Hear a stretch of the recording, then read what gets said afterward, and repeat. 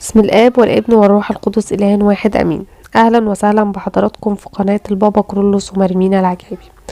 النهاردة وكالعادة جبنا لكم معجزة جميلة جدا جدا من معجزات شفيع قناتنا البابا كرولوس السادس. بس قبل ما نبدأ ونعرف تفاصيل معجزة النهاردة، ياريت اللي بيسمعنا لأول مرة يدعمنا باشتراكه في القناة ويفعل زر الجرس على الكل عشان يوصلكوا كل إشعار بتقدمه قناة البابا كرولوس ومرمينا العجيبي. يلا بينا نبدأ ونعرف معجزة النهاردة بتحكي وتقول ايه. معجزتنا النهاردة بتتكلم عن أسرة من حي الظاهر. كان عندهم طفل صغير عمره تقريبا حوالي 3 سنين، وكان في أتم الصحة والنشاط.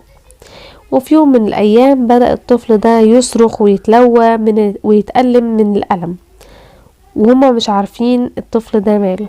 ولما ذهبوا وأخدوه بيه راحوا للدكتور، عمل لهم الفحوص والأشعات والتحاليل، قرر وشخص ان الطفل ده مصاب بحصوة في الحالب، وكانت بتسبب له انسداد لمجرى البول. وأمر الدكتور بسرعة انه لازم ضروري يتعمل عملية جراحية عشان يزيل الحصوة دي. حزن الأب والأم كتير جدا، لأن العملية خطيرة جدا لطفل عمره ما بيتعداش ال3 سنين. بالإضافة كمان ان تكاليف العملية كانت فوق طاقتهم المالية. ورغم الحزن الشديد اللي كانوا فيه، إلا انهم ما نسيوش ربنا، لا بالعكس وقفوا وطلبوا من ربنا وقعدوا يتضرعوا ويطلبوا ويصلوا من ربنا ويتشفعوا بمريمينا والبابا كرولوس. وفعلا كانت الاستجابة سريعة جدا. كانت المفاجأة الأولى المذهلة ان الطفل ده اللي ما كانش بيقدر ينام أبدا ولا كان بيعرف ينام من كتر الألم، نام في الليلة دي نوم عميق جدا لأول مرة. وبعد شوية حصلت المفاجأة التانية، ان الطفل صحي من النوم وقال لأمه انا عايز ادخل الحمام. فقالت له الام بس حبيبي هتصرخ جوه الحمام زي كل مرة وهتتعب جدا، معلش. وقعدت تواسي في ابنها اللي بيتعب كل مرة لما بيجي يدخل الحمام. فرد الطفل وقال لها ما خلاص. فالام قالت له اتعجبت جدا من رد الطفل ده، قالت له خلاص ايه يا ابني؟ رد الطفل قال لها جملة عجيبة جدا جدا، لها ما خلاص حطتها على الجمل. فاستغربت اكتر الام وقالت له جمل ايه؟ وايه اللي حطتها عليه دي؟ كانت المفاجأة التالتة اللي حكاهولها وقالهولها. اتفاجئت وتعجبت جدا من اللي ابنها قاله. قال لها البابا كرولوس جاني بالليل وانا نايم وحط ايده في بطني وطلع الحصوة وقال لي خد دي وروح حطها على جمل مريمينا اللي هناك ده. ولما حطتها على الجمل اخدها ومشي، وكان الجمل مربوط بحبل، والحبل ده كان ماسكه مريمينا وسحبه واخد الجمل ومشي. فالام استغربت من اللي الطفل بيحكيه وقالت يمكن من كتر عشان احنا كنا بنصلي ونتشفع بمريمينا وكده، فهو عقله الباطن اشتغل وحلم بكده. فدخل الطفل الحمام وخرج وهو سعيد جدا من غير ألم او من غير ما يصرخ او اي حاجة. فاندهش الاب والام، لكنهم مجدوا ربنا في الاخر وقالوا ان هم لازم ياخدوا الطفل ويروحوا بيه للدكتور تاني يوم. وفعلا اخدوا الطفل وراحوا بيه للدكتور، وبعد ما عمل لهم الدكتور اشعات جديدة وتحاليل جديدة، اكتشف الدكتور بنفسه عدم وجود حصوة في الحالب. واستغرب الدكتور وتحير جامد اكتر من اللي الطفل قالهوله في الوقت ده، لان الطفل قاله البابا كرولوس جه ومد ايده واخدها من بطني هو قال لي خد حطها على الجمل اللي هناك ده، وفعلا حطتها على الجمل ومريمينا اخدها ومشي. اتعجب الدكتور جدا وقال لهم دي اكيد معجزة. وكمان بيحكي الأستاذ إيليا زخاري وهبة من الدقي، بيقول في أحد السنين راح لمستشفى المصريين في الجيزة عشان يعمل فحوص عامة كده، فحوص طبية عليه. وللأسف أثناء الفحوصات اللي بيعملها أخطأ دكتور الأذن وهو بيفحص ودنه، وأصاب طبلة الأذن إصابة مباشرة خلاه يفقد توازنه تماما، وبقى بيعرق بطريقة شديدة جدا وبطريقة كبيرة جدا، وشعر بآلام لا تحتمل.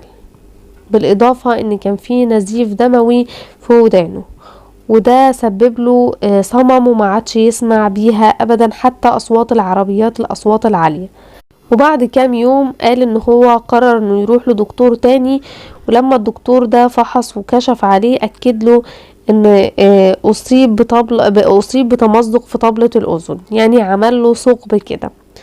ووصف له الدكتور التاني ده بعض المضادات الحيوية وادوية كده على شكل نقط، كان بيقول ان هي كانت بتسبب له احساس كأنه بيصب نار في قلب ودانه. والدكتور طمنه وقال له ان الثقب ده هيلتئم مع الوقت ومع مرور الوقت، ومع ان هو مواظبته على اخذ الادوية دي يعني. والالام وعدم السمع اللي كان فيها دي كانت بتسبب له الام نفسية مدمرة عنده جدا. وفي يوم من الايام ربنا ارشده انه يروح يزور كنيسة العذراء مريم بالزيتون، والوقت ده كان موجود فيه او كان بيحصل فيه ظهورات النور على القبة في كنيستها. وراح وقضى عدة ساعات هناك بتاعة الليل، واول ما ضوء الفجر بدأ يطلع كده راح وتوجه للكاتدرائية بالأمبرويس، وكان البابا كرولوس موجود في الوقت ده. وكان في الوقت ده قداسة البابا بيعمل قداس. وقتها كان بيصلي، واول ما خرج بالبخور لقى الشخص ده في وشه يعني، ومن غير ما يتكلم او يشرح له ويحكي له ويقول له اي حاجة، البابا كرولوس قال له هو انت يا ابني كنت بتصلي في كنيسة العذراء بالزيتون؟ فاستغرب جدا الراجل من الرد ده، وقال له ايوه يا سيدنا انا كنت هناك وجيت على هنا على طول. وبيقول في الوقت ده اتشجعت وقلت لقداسته صلي من اجلي يا سيدنا عشان ودني وجعاني جدا جدا. وكانت المفاجأة كبيرة جدا، والمفاجأة الاولى من البابا كرولوس ان البابا كرولوس ضربه بالصليب على ودانه المريضة اللي هي بتوجعه، من غير ما الراجل ده يحدد له انهي ودن اللي كانت وجعاه. فالبابا كرولوس ما كانش عارف يعني، وخبطه بالصليب على ودانه وصلاله وخلاص كده. واول ما الراجل ده رجع البيت بتاعه كانت المفاجأة التانية ان ودانه المصابة دي يعني زال منها الألم تماما، والدوخة والدوران اللي كان بيجيله دول صح منهم، ما عادش بيحس بيهم تاني ابدا، وبقى كويس خالص خالص خالص.